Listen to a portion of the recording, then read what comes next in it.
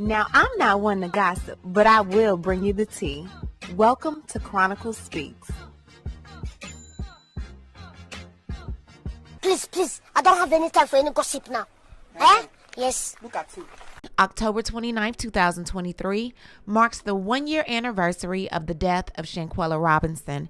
And while we all thought that this year would bring forth several arrests and convictions, the people who are responsible for taking the life of Shanquella are still walking around free, and her family is left mourning without justice. Shanquella Robinson, a 25-year-old successful entrepreneur from Charlotte, boarded a plane on October 28, 2022 on her way to Puerto Las Cabos, Mexico. Her and a group of associates were to celebrate the birthday of Dejanay Jackson. Once the group arrived, the energy towards Shanquella seemed a bit off. It's my friends to me because, y'all, it don't take that long to get naked.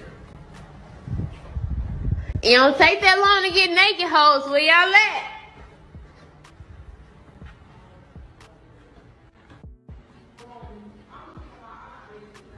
She tell me I'm gonna keep it hot. You gonna keep it hot? What? I'm gonna keep it hot. I have many suits that I don't want to wear because it's cute as fuck. They, what Go said, they croup. Yeah. the one that's like mediocre is in my chains. I can't wear them. Shanquella had no idea that in less than 24 hours, she would be on a cold floor, lifeless, bruised, and left dead, while the people who plotted on her demise actually ended their trip early, returning back to the States, spreading stories to Shanquella's family that she had died of alcohol poisoning. Salamandra says she got a worrying call from one of the friends who told her Shanquella wasn't feeling well. And I said, well, what's wrong with her? And he said, alcohol poisoning. I didn't know what alcohol poisoning was, you know. But he said, the doctor is on the way. And I said, well, how you know alcohol poisoning if the doctor haven't arrived yet?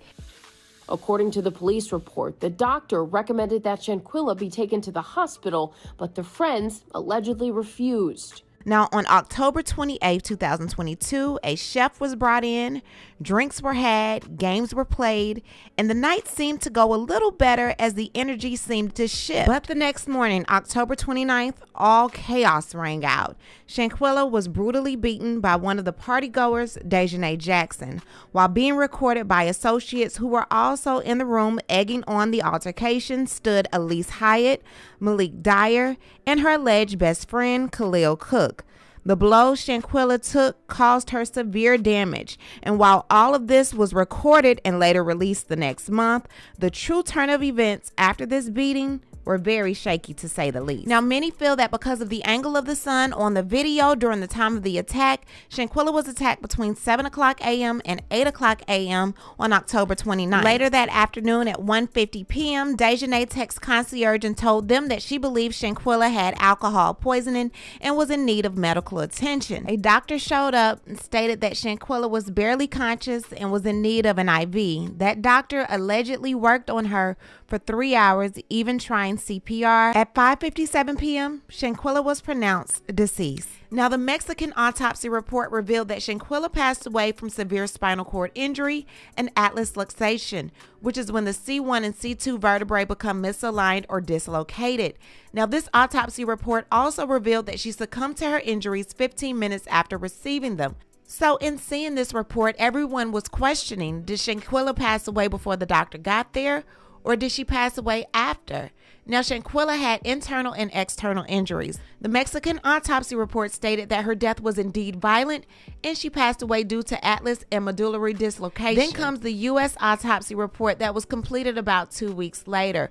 Now, this autopsy report was completed after she was embalmed, and it stated that there was no atlas luxation. However, it did list hypoxic ischemic brain injury, focal subarachnoid hemorrhage, left frontal and parietal lobes, focal subarachnoid hemorrhage, and thoracic spinal cord. Yet the FBI could not conclude that any of the 6 associates there with her on this trip had anything to do with what happened to her. The FBI ruled her death as inconclusive. The case that seemed to be so open and shut, easily solved with a smoking gun, the video evidence released by the associates of Shanquella, you'd think justice would be served. Well, for whatever reason, things just did not happen that way. However, Shanquella's family is filing a civil lawsuit against the 6 who were there with Shanquella in Mexico during her untimely demise, and out of those 6, 3 lied by omission, failing to disclose that Dejanay had been beating Shanquella prior to her death. Her attorney, Suing Robinson, stated that the law firm that she works for will be filing a civil lawsuit on the family's behalf. Now, I'm no attorney or legal analyst, but it seems to me like they're going the route of a wrongful death lawsuit. They can no longer go the criminal homicide route, at least not here in the state, because the FBI has already ruled her death as inconclusive. Therefore, they can't prove beyond a shadow of a doubt that any of the 6 travelers there with Shanquella were responsible for her death. However, on the civil side, liability only has to be shown by the preponderance of evidence, which is the video evidence of Shanquella, the bruises, the contusions.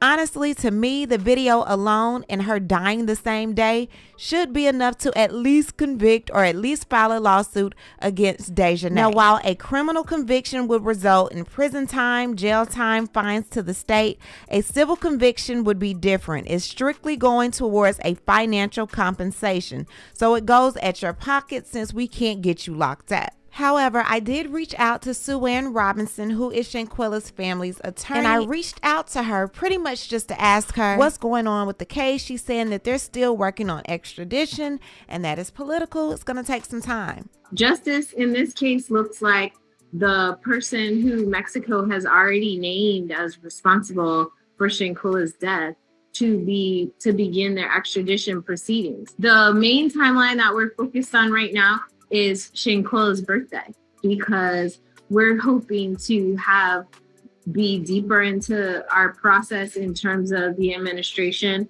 At that point, we should have more transparency as to why the FBI seems to be playing a game by publicly announcing that the case is closed, but also advising in writing that the case is still open. I've always felt like the ball was dropped on this case in so many different ways. First and foremost, Mexico even allowing the Cabo Six to step foot back into the United States. Once they got back here, they knew they were safe. Then when she was embalmed prior to the United States being able to do their autopsy, then with the United States autopsy not matching the Mexican autopsy, I was just over it at this point. I'm like, what is going to happen with this case? It just seems like so many balls were dropped and we just weren't going to get justice. So I'm praying justice will still prevail. You guys let me know what you think about everything going on with the update on the Shanquella Robinson case. Leave a comment and you know how we do. We'll talk about it down below. Talk to you guys later. Bye. As always, thanks for watching. Don't forget to hit that subscribe button, hit that like button, and hit that bell so you don't miss any of my new episodes.